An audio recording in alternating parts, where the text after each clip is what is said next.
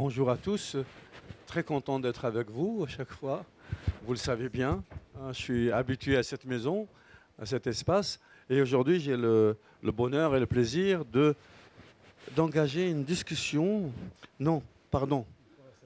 L'aventure annoncée pour une conversation française. Voilà.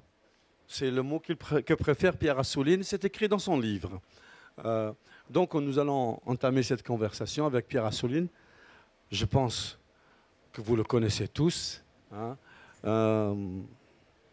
Il dirige le bloc littéraire que vous connaissez, La République des livres, qui fait référence. Il est journaliste de très longue date, chroniqueur radio, ancien directeur du magazine Lire, membre du comité de rédaction de la revue L'Histoire. Il enseigne à Sciences Po, Paris, membre de l'Académie Goncourt, romancier et biographe. C'est-à-dire, j'ai fait court, parce que pour présenter Pierre Assouline, franchement, il faut du temps. Hein. On lui doit donc à ce titre de biographe plusieurs biographies, de très belles biographies, notamment de Marcel Dassault, Antoine Gallimard, Simenon, Albert Londres, Hergé, etc. Et il a écrit plusieurs romans, je crois 9 ou 10, je crois 10 romans. Ouais.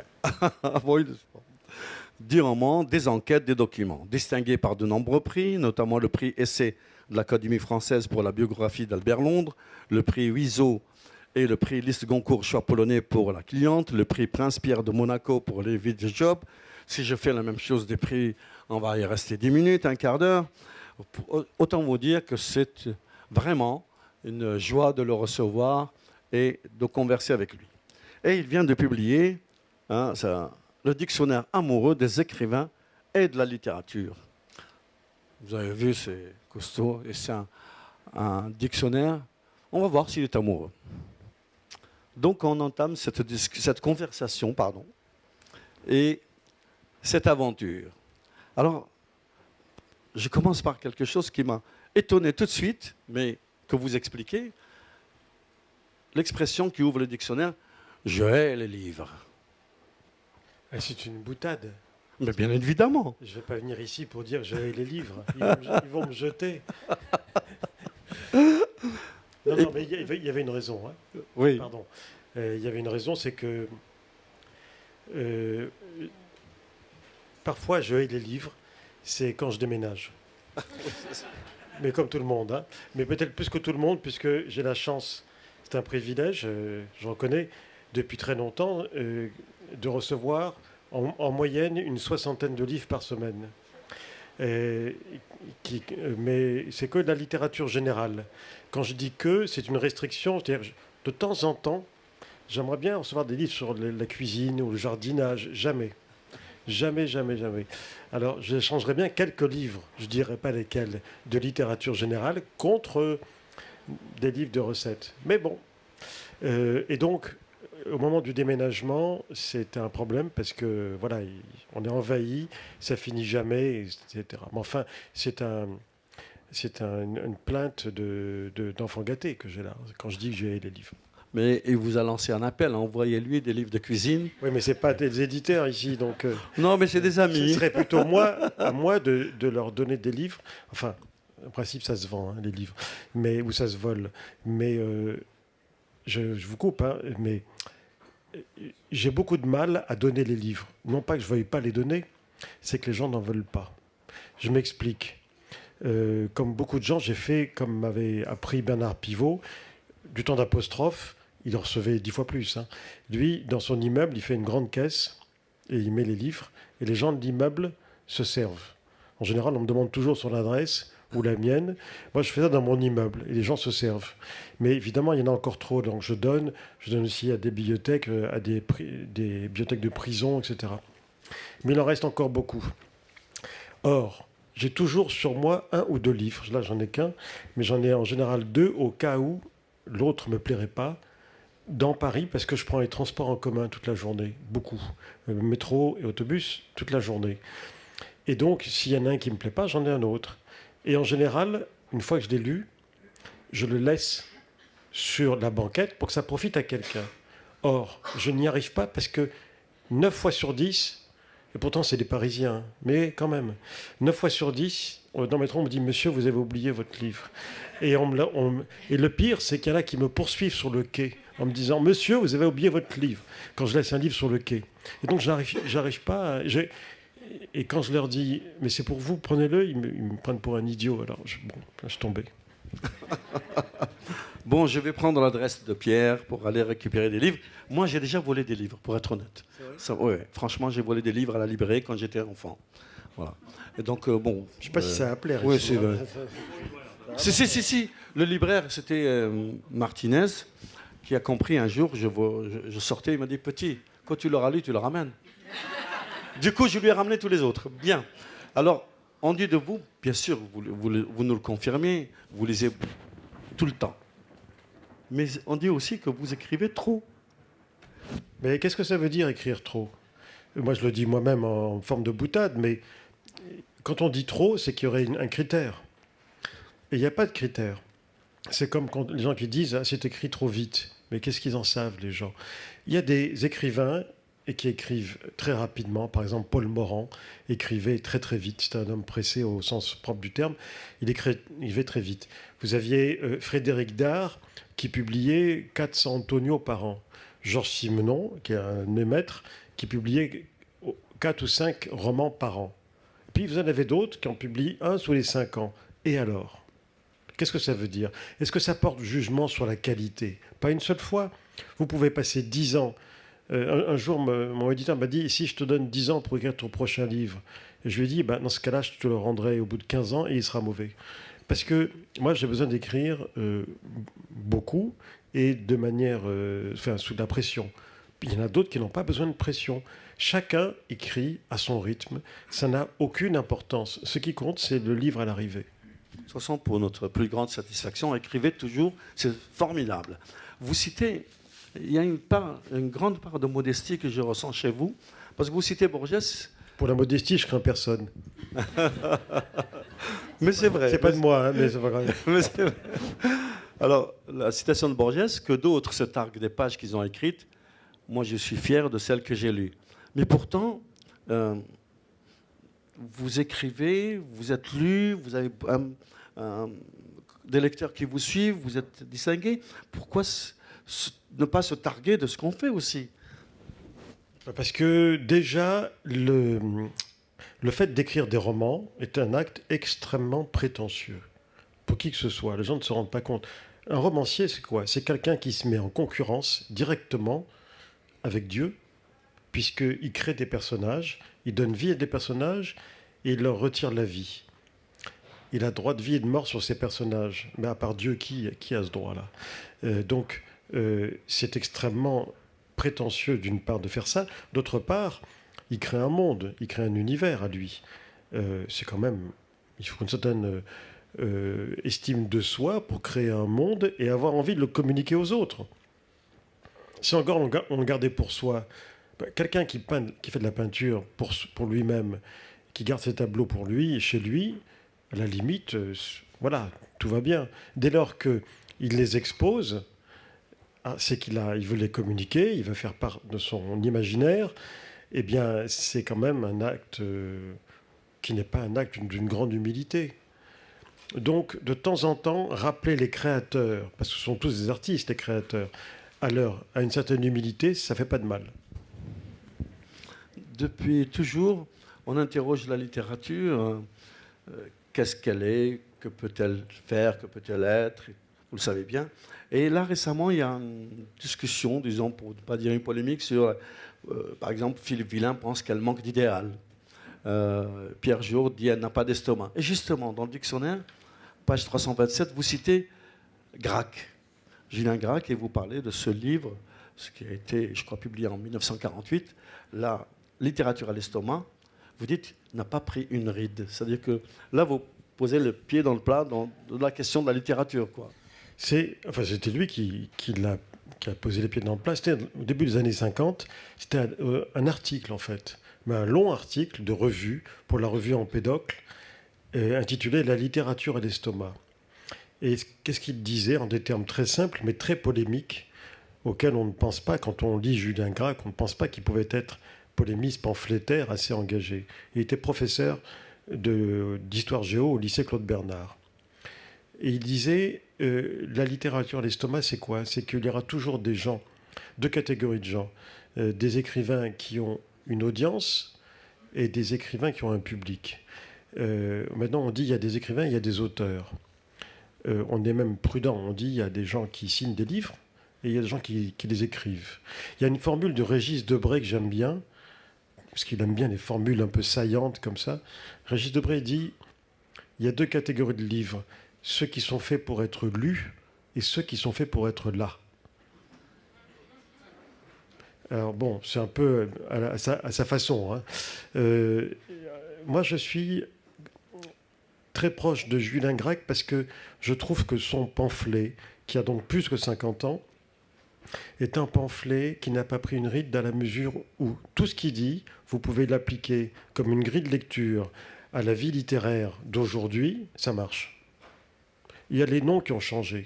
Il parle de Georges Duhamel. Georges Duhamel, personne ne se souvient de son nom aujourd'hui. Il a été un grand chroniqueur, enfin chroniqueur au sens de cycle romanesque, très important dans les années 30 et les années 50. Maintenant, c'est un peu fini. Mais il a été remplacé par d'autres. Donc, ce qui compte, ce n'est pas tellement dans son livre les noms des écrivains, c'est surtout les catégories. Et c'est un très bon guide, en fait, pour continuer à comprendre ce qui se passe aujourd'hui. Cela dit, il est sévère. Moi, je suis beaucoup moins sévère que lui. Je suis beaucoup plus bon public. Ou sinon, déjà, je ne pourrais pas être au jury Goncourt, parce qu'au jury Goncourt, on reçoit tout. Et on lit de tout. Donc, il faut être exigeant. Et en même temps, si on a la sévérité d'un Julien Gracq, on récuse pratiquement 90% de ce qui se publie en fonction d'un critère unique qui est sa propre exigence littéraire. Et ça, c'est pas possible.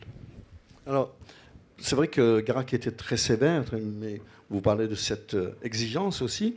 Mais dans le dictionnaire, quand vous parlez de la vie littéraire, il y a 5 lignes assez savoureuses, j'avoue, très intéressantes sur ce que c'est que la vie littéraire en France, et que même leur Cratard n'a pas réussi à acheter, vous dites, et c'est formidable, tant mieux, parce qu'il achète tout, le Cratard.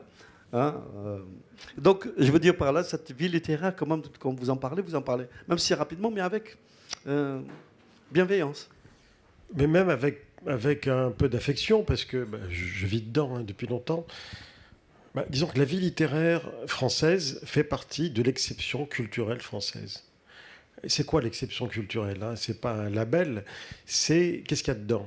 D'abord, il y a la vie littéraire, c'est-à-dire des écrivains qui se rencontrent un peu partout en France et à Paris, dans un quartier de Paris, puisque c'est essentiellement ça. C'est-à-dire un bouillonnement, une effervescence permanente autour de la littérature et des idées. Ensuite, c'est quoi la vie littéraire? Je parle comme ça en vrac. C'est des salons du livre. On est bien placé ici à Laval pour le savoir au bout de 25 ans. Des salons comme celui-ci, pas aussi bien que celui-ci, hein, mais des salons comme celui-ci, j'étais très frappé, j'ai une parenthèse, par la mise en étoile de différents lieux de débat. Je trouve ça formidable, avec les livres au milieu. Ça, c'est vraiment, j'avais jamais vu ça.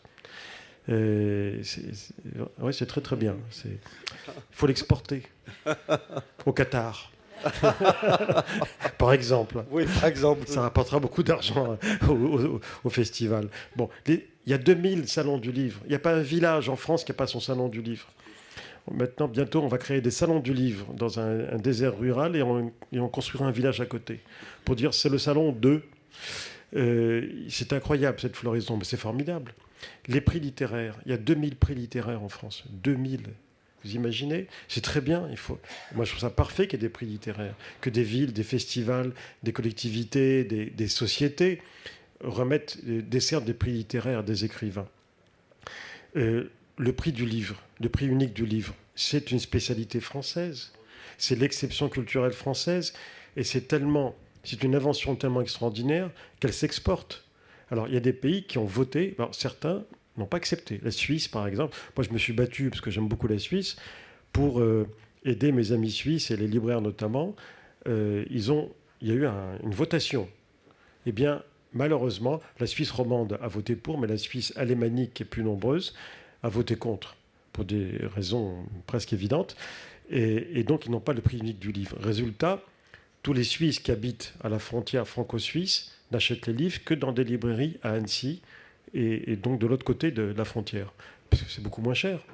Parce qu'il y a un prix unique imposé.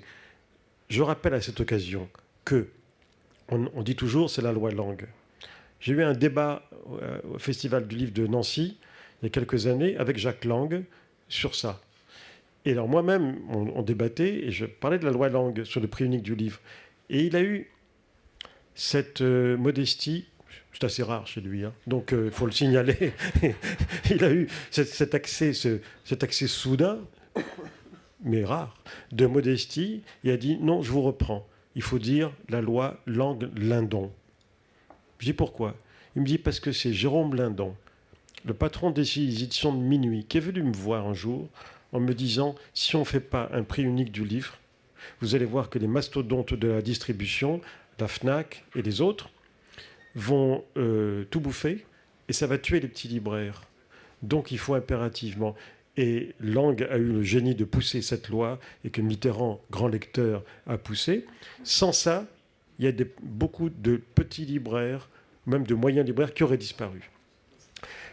C'est essentiel. Aujourd'hui, quand un libraire disparaît, on dit tout de suite c'est la faute d'Amazon. Mais c'est bien facile de dire c'est la faute d'Amazon. Si vous regardez bien les choses, bon, d'une part, il a pu survivre, ce petit libraire, parce qu'il y avait la loi du prix unique, et d'autre part, s'il disparaît une fois sur deux, c'est à cause du montant des baux commerciaux dans les centres-villes. Celui de Toulouse, sur la place du Capitole, quand il a disparu, c'était historique, c'était l'année dernière, il a donné des interviews, tout le monde lui a dit, alors c'est la faute d'Amazon, hein. Il dit non, mais non, je ne peux plus payer un tel bail. C'est par rapport à ce que je gagne. Et donc, il faut prendre ça en considération. Donc, la vie intellectuelle, l'exception culturelle française, c'est ça aussi.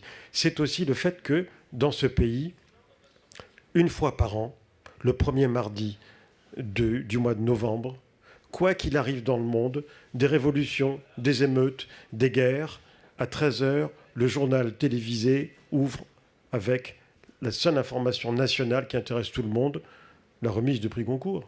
C'est quand même hallucinant quand vous y pensez. Bon, j'en suis ravi, mais c'est quand même incroyable. Et tous les étrangers de passage nous disent « Vous êtes quand même un drôle de pays ».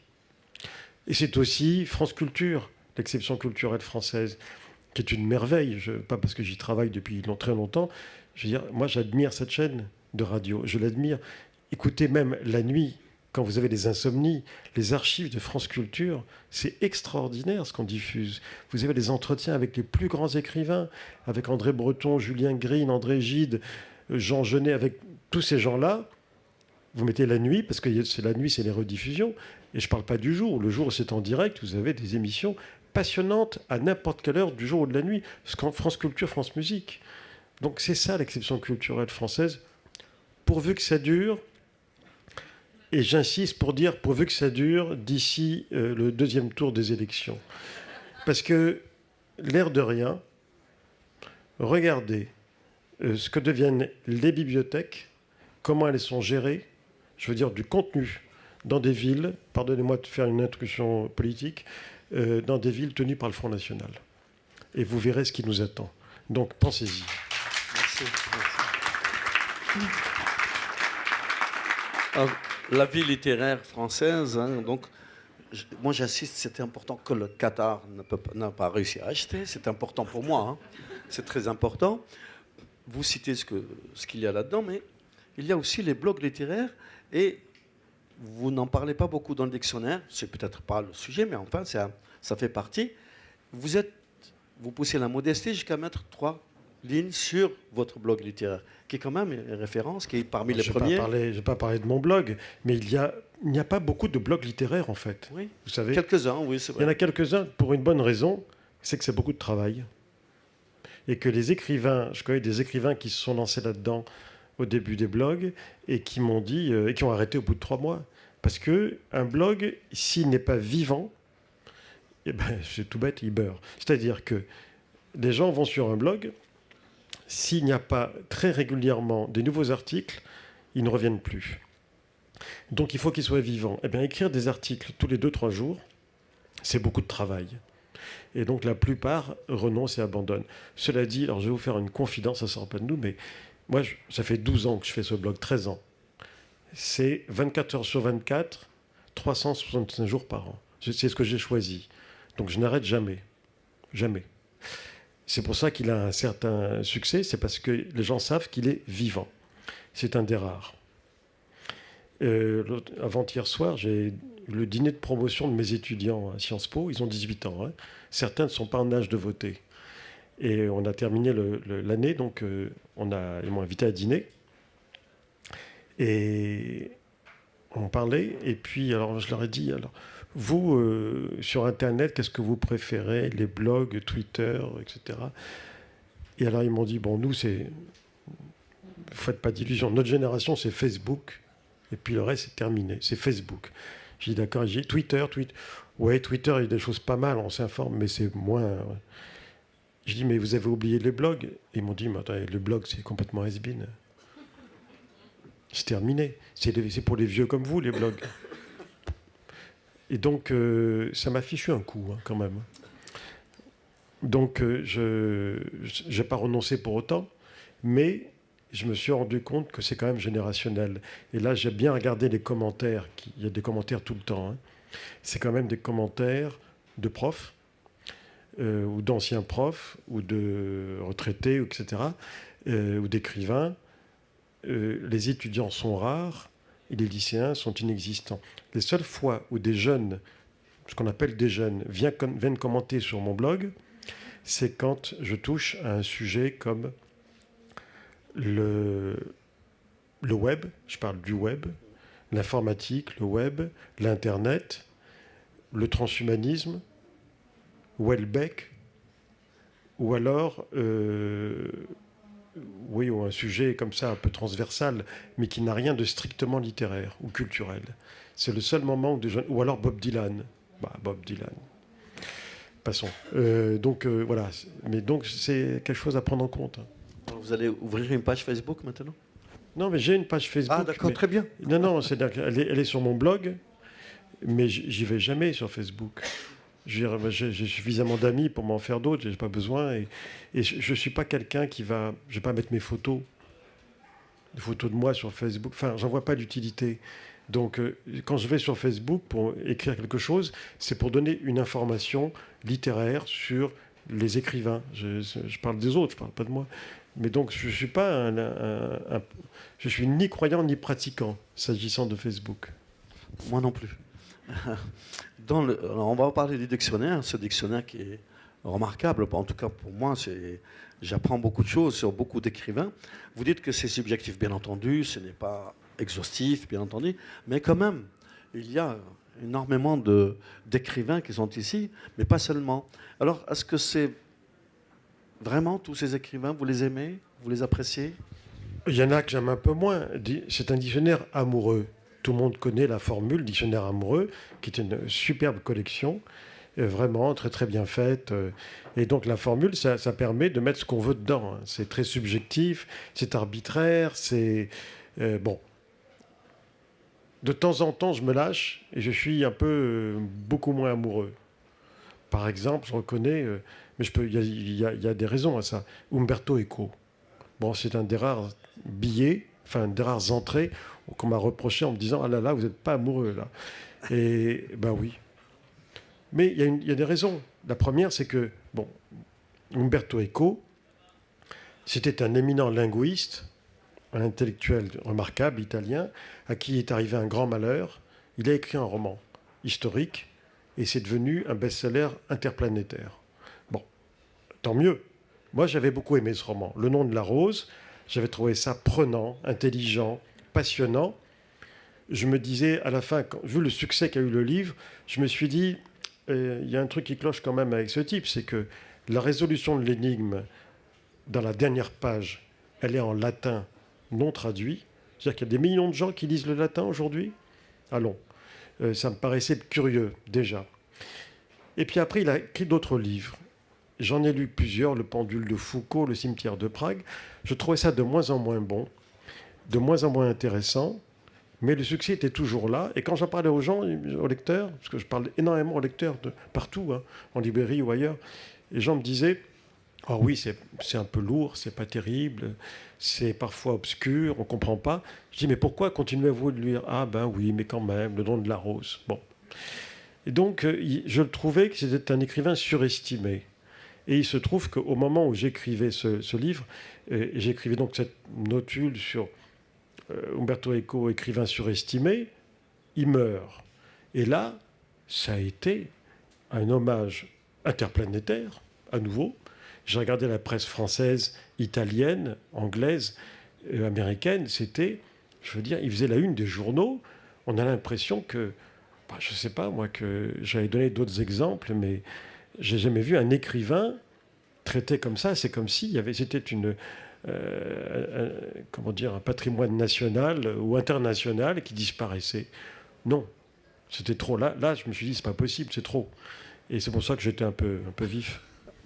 Vous n'avez pas été très méchant avec Stefan Zweig ici, vraiment, mais vous vous rappelez quand même au passage comme ça, je vous cite, succès jamais démenti dont il jouit en France, plus loin ses traducteurs successifs ayant arrangé sa langue et son écriture. Quand même, il y a quelque chose, une petite pique là. Stefan Zweig, je l'admire beaucoup. C'est un écrivain que j'admire beaucoup, que je lis depuis longtemps. J'ai 2 reproches à lui faire, si je peux me permettre.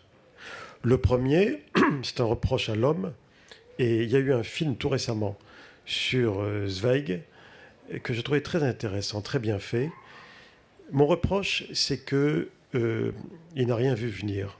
C'est un intellectuel qui avait un immense prestige. En 1932, quand des gens comme Klaus Mann, le fils de Thomas Mann, et quelques autres lui disent « Vous êtes un maître pour nous, on vous suit, prenez la parole, parce que ce qui va arriver à l'Allemagne est une catastrophe. » Des intellectuels pressentaient l'arrivée du nazisme au pouvoir en 1932. Et lui, qu'est-ce qu'il leur répond dans des lettres? Non, mais il ne faut pas exagérer non plus. Ces jeunes SS, ce sont des jeunes sportifs un peu éméchés, quoi. C'était ça. Pas du tout par complaisance, mais il ne sentait pas les choses, il ne voyait pas arriver les choses. Et une fois qu'Hitler a pris le pouvoir, il est resté là-bas, en Autriche, et il continuait à dire, bon, ça peut s'arranger, ça va s'arranger. Après, il s'est exilé au Brésil, il était à New York en 1940, et on le voit dans le film. Il est au Penn Club, qui était très important, et là, vous avez tous les exilés antifascistes qui sont réfugiés en Amérique. Ils sont à New York, toute la presse mondiale est là.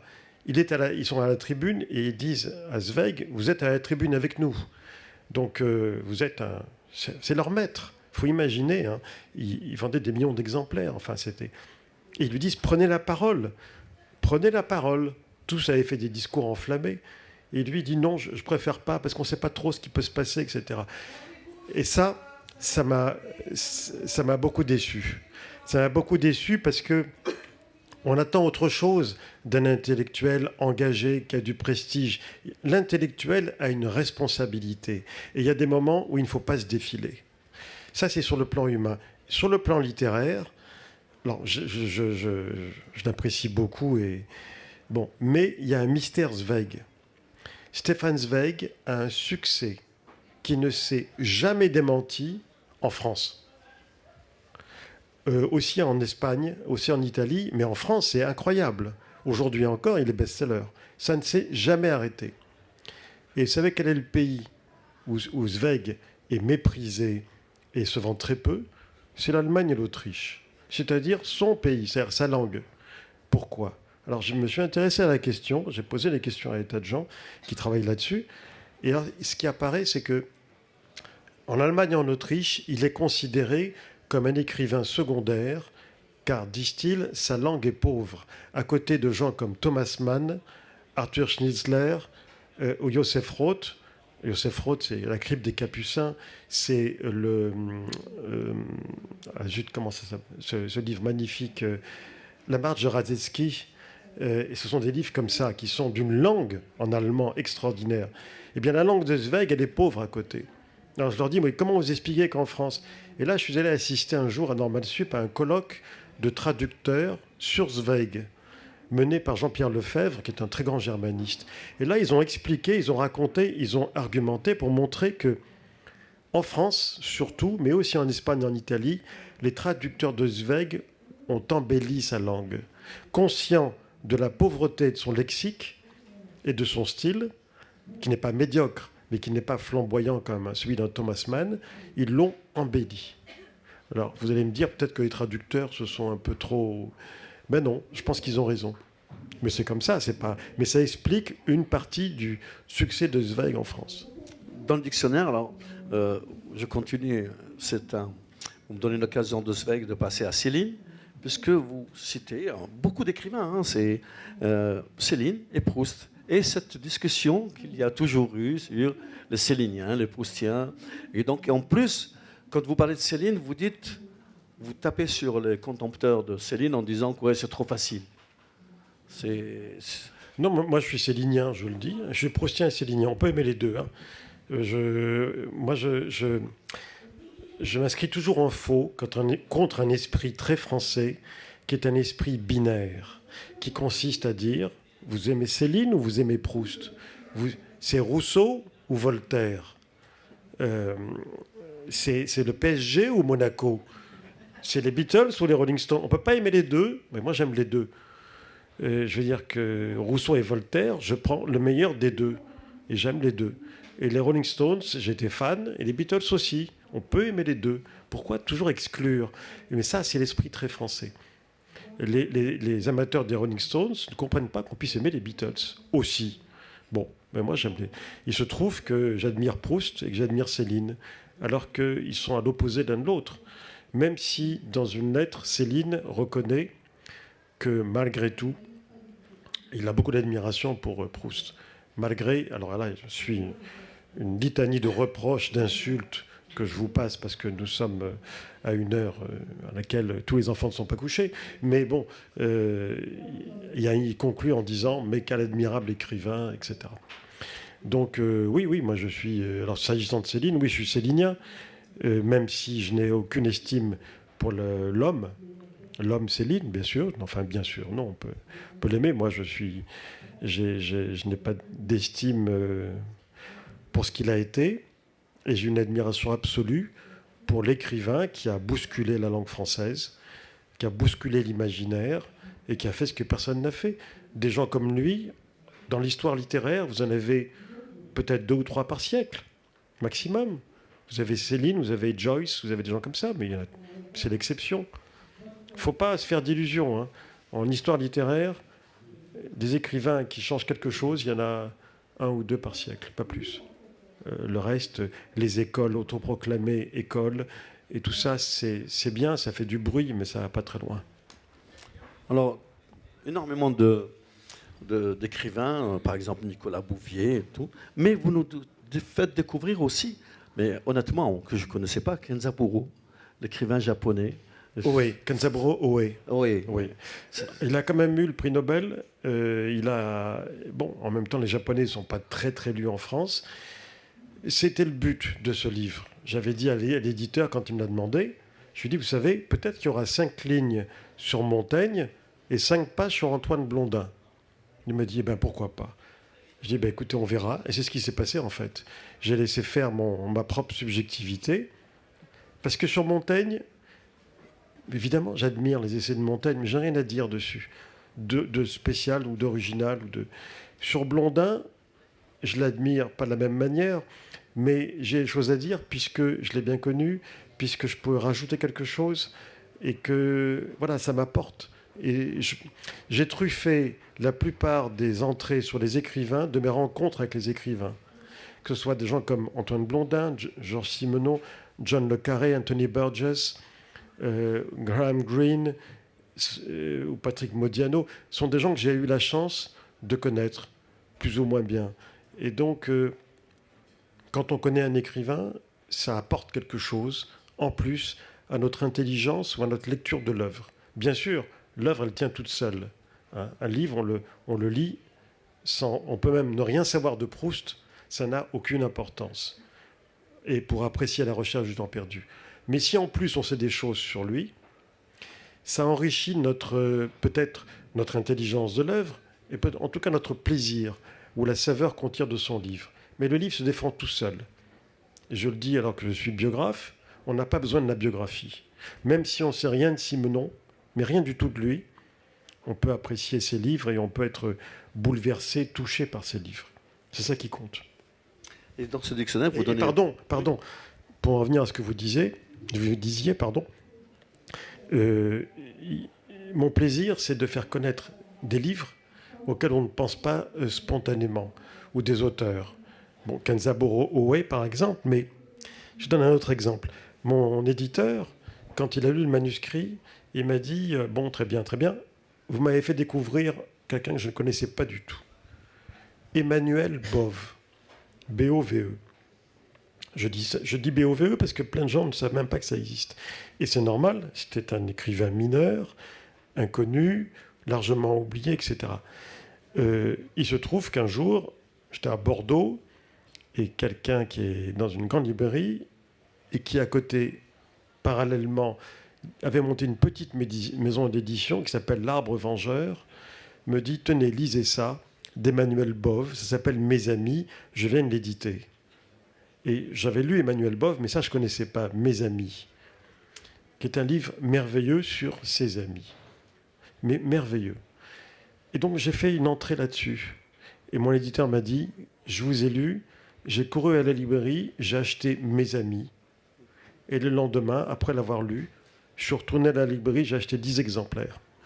Je dis, vous avez 10 amis? Il me dit, j'en ai plus que ça, mais il y en a juste 10 à qui j'avais envie d'envoyer un petit mot. Alors je leur envoyais ce livre. Eh bien, moi, ça m'a suffi. Je me suis dit, ben voilà, ça sert à quelque chose. Mais vous continuez, parce que là aussi, dans ce dictionnaire, on trouve quelqu'un qui écrit des polars. Peut-être que les gens qui lisent des polars, moi, je ne le connaissais pas. Jean-Patrick Manchette. Et donc, vous dites qu'il a une œuvre. Ben oui, il a une œuvre. Il a une sacrée œuvre. Je ne pensais pas qu'on allait trouver ça dans le dictionnaire. Et oui, et alors, je le dis d'autant plus que vous avez à l'entrée, j'ai vu qu'il y a un stand avec série noire, avec Doha, c'est ça. Et il y a un stand de série noire, et il y a Aurélien Masson qui est là, qui est l'ancien patron de la série noire, et qui est passé aux arènes, aux éditions des arènes tout récemment.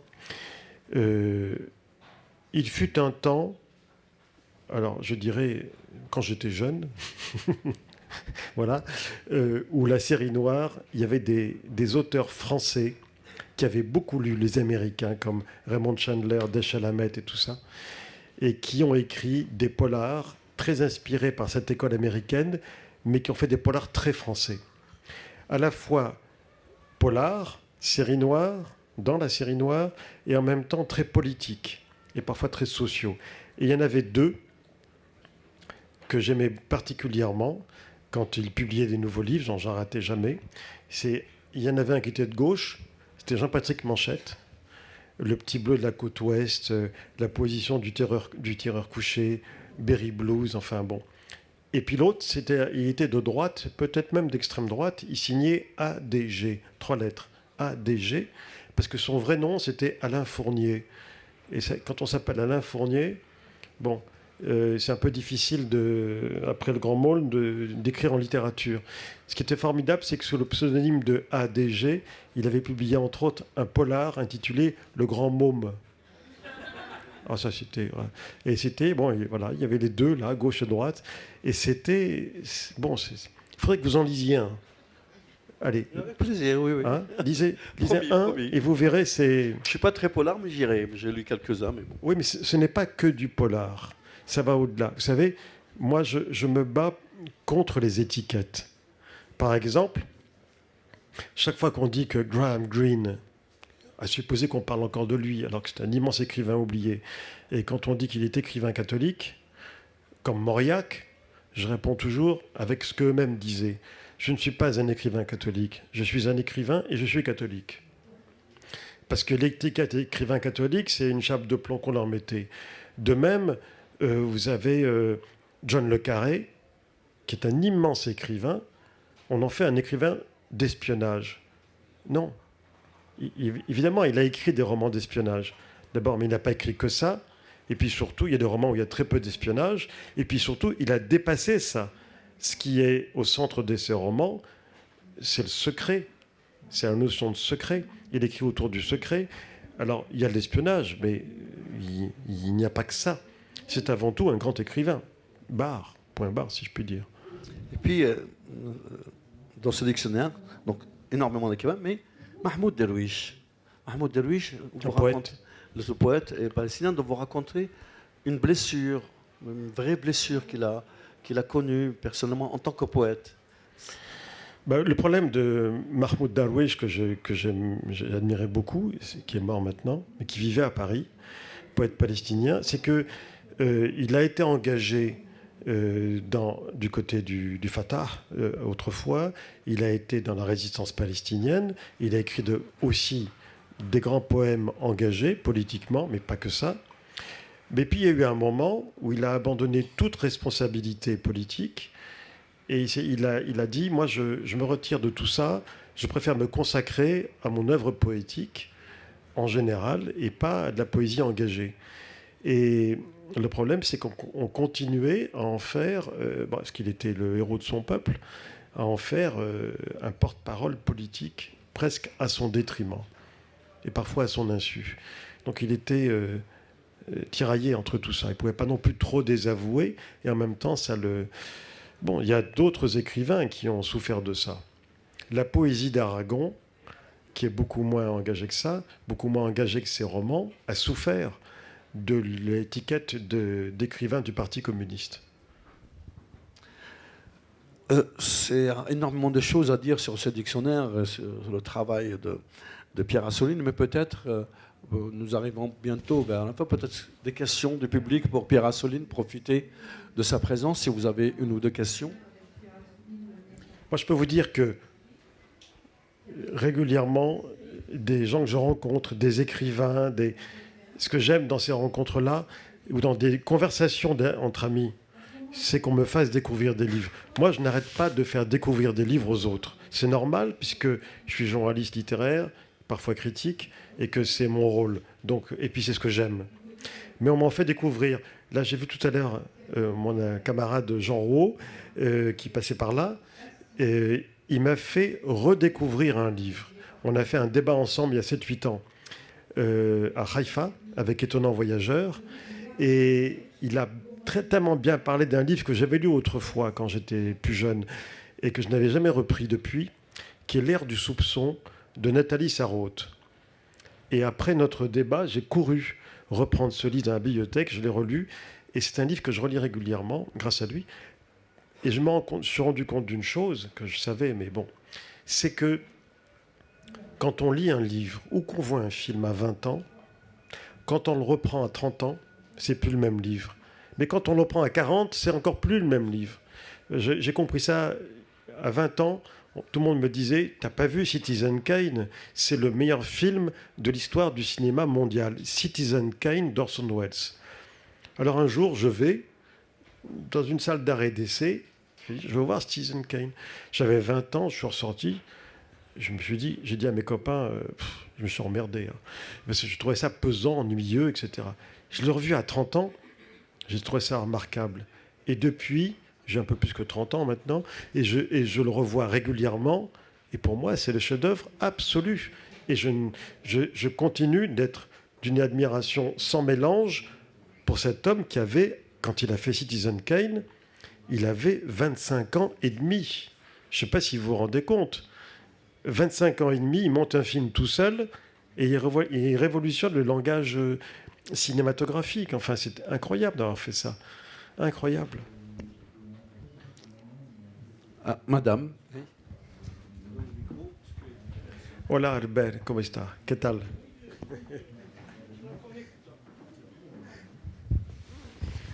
Est-ce que ça vous arrive de lire des livres d'auteurs dont vous ne connaissez rien, vous n'avez pas lu les critiques, ou si, est-ce que vous lisez des premiers romans?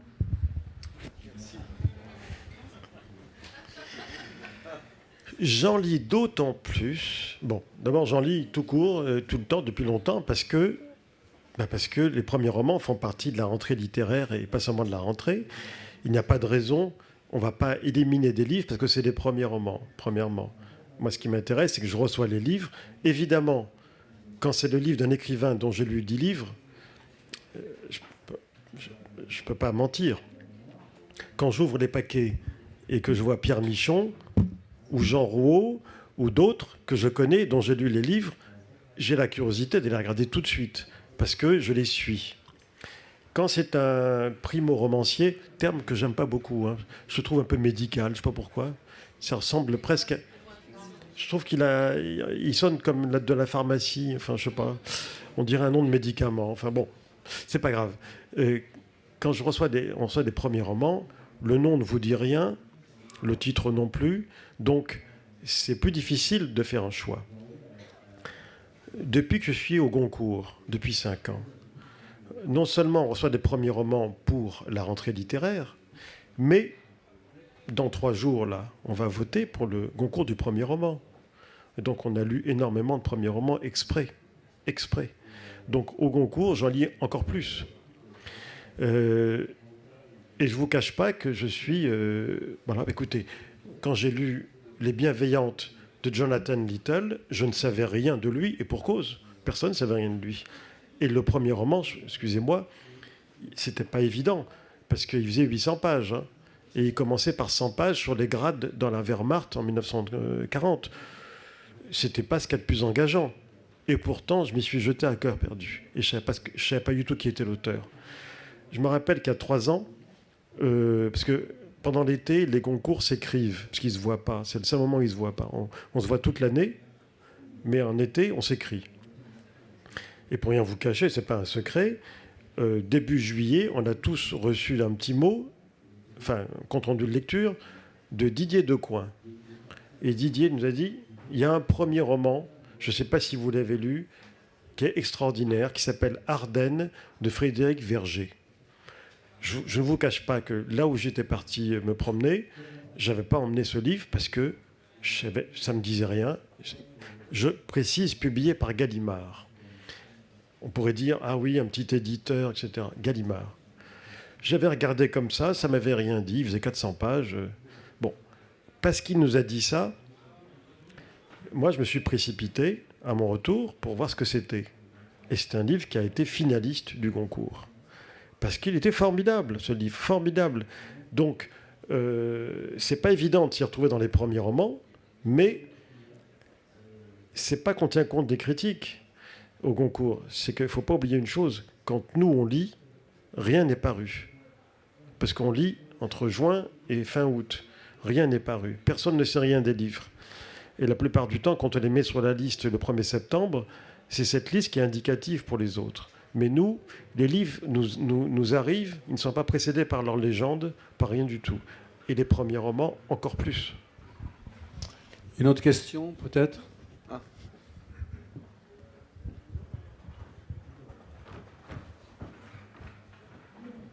Alors, ce n'est pas franchement une question, parce qu'il y en aurait tellement, il nous faudrait une journée autour de la littérature. C'était juste 2 petites pensées à propos de ce que vous venez nous transmettre. C'était sur... je relis un livre à 20 ans, à 30 ans, et en fait, l'idée que j'ai, moi, c'est qu'on a changé.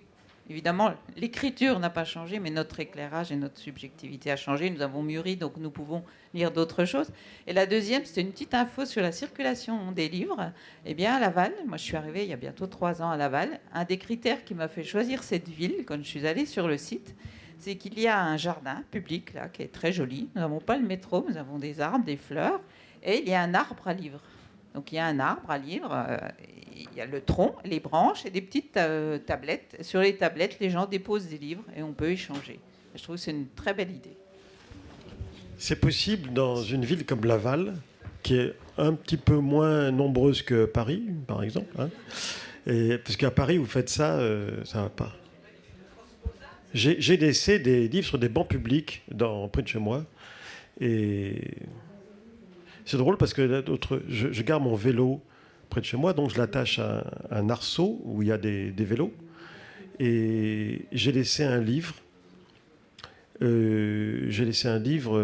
Sur l'arceau. Quelqu'un a dû me voir parce que quand je suis revenu le soir, on l'avait mis sur ma selle. On me l'avait rendu. C'est terrible. C'est le boomerang des livres. Hein. Ils reviennent tout le temps. C'est possible ici. Oui. Encore une Question avant de clôturer cette rencontre, oui. Messieurs, dames, bonjour. Monsieur Assouline, s'il vous plaît, vous recevez des livres, mais est-ce que vous recevez également des manuscrits?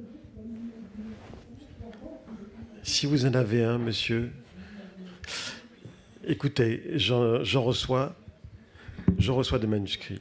Et je suis obligé de dire à ceux qui me les envoient que je ne peux pas les lire, parce qu'on sollicite la lecture. Et c'est très flatteur, mais je ne peux pas les lire. Pourquoi ? Parce que j'ai pas le temps, parce que j'ai à peine le temps de lire les livres que je voudrais lire, et je suis toujours en retard dans mes lectures. Des livres déjà publiés. Si je lis des manuscrits, je ne vais pas en sortir. D'abord parce que, première chose, les gens qui demandent ça ne se rendent pas compte d'une chose. Lire un manuscrit, ça prend 2 ou 3 jours. Excusez-moi, mais je ne peux pas consacrer 2 ou 3 jours à lire un manuscrit. Et il faut que je travaille à côté. Ensuite, si je le lis, et si je dis à la personne « je l'ai lu », il me dit « mais qu'est-ce que vous en pensez ?» Mais si je dis ce que j'en pense, bon, si c'est positif, il faut quand même que j'explique pourquoi. C'est du travail. Mais si j'en pense du mal, c'est un peu délicat. Alors, je le dis aussi. Mais si je le dis, ça, en retour, j'ai une lettre terrible, très, très dure, et je rentre dans une polémique, je ne peux pas passer du temps à faire ça. Donc, il fut un temps où je l'avais fait un petit peu, mais j'ai arrêté, parce que j'en ai pas mal, et en plus, les gens envoient les manuscrits maintenant en PDF. Et puis, ce qu'il y a aussi, c'est que moi, je ne vais plus au Salon du Livre de Paris, d'abord parce que c'est une foire, et c'est terrible, je ne supporte pas. Ensuite, parce que je suis scandalisé que le Salon du Livre de Paris fasse payer l'entrée. Le Salon du Livre de Paris se prétend la première librairie de France. Il faut payer 10 € pour avoir le droit d'acheter un livre. C'est hallucinant. Hallucinant, c'est comme principe. Vous imaginez si on faisait payer l'entrée ici? C'est hallucinant. Et la troisième raison, c'est qu'au Salon du Livre, bon, je suis un petit peu connu, et quand je me balade, il y a toujours des gens qui viennent avec un manuscrit de 400 pages dans un petit sac. Cher monsieur, mais ce n'est pas grand-chose, vous pourriez le lire. Et c'est pas possible, quoi. Donc, c'est sur le principe. Et puis même, quand je dis du bien d'un manuscrit, ça m'est arrivé, après on me demande une préface. Enfin, c'est sans fin. Et puis, enfin, et c'est la raison principale, monsieur, la raison principale, c'est que je ne suis pas éditeur et que mon avis ne vaut rien. Mon avis ne vaut rien parce que, j'irais même plus, je dis aux gens qui me parlent de leur manuscrit et du fait que leur manuscrit a été lu par leur famille, par leurs amis, qui en ont dit beaucoup de bien, évidemment. Je leur dis toujours, un peu de manière abrupte, c'est très bien pour vous que votre famille et vos amis vous aient complimenté, mais sachez que ça ne vaut rien. Leur avis ne vaut rien. Alors les gens me disent, pourquoi ? Ben, ça vaut rien parce que ça n'engage à rien. Un éditeur qui vous dit, votre manuscrit est remarquable, il s'engage. Il va le publier. Et quand il va le publier, ça va lui coûter de l'argent. Ça va lui coûter cher, mais il fait un pari. Sur ce manuscrit, et peut-être sur les suivants. Il prend des risques. Mais moi, si je vous dis, c'est très bien votre manuscrit, ça n'engage à rien. Donc, ce n'est pas un avis responsable. Donc, je ne suis pas éditeur, et donc je préfère pas être en position de responsabilité vis-à-vis d'un manuscrit. Merci Pierre Assouline pour cette conversation. Merci à vous. Pierre Assouline est encore avec nous aujourd'hui et demain. Vous allez le retrouver dans d'autres rencontres qui sont annoncées. Et vous pourrez donc le retrouver parce qu'il va dédicacer ses livres. Merci à vous.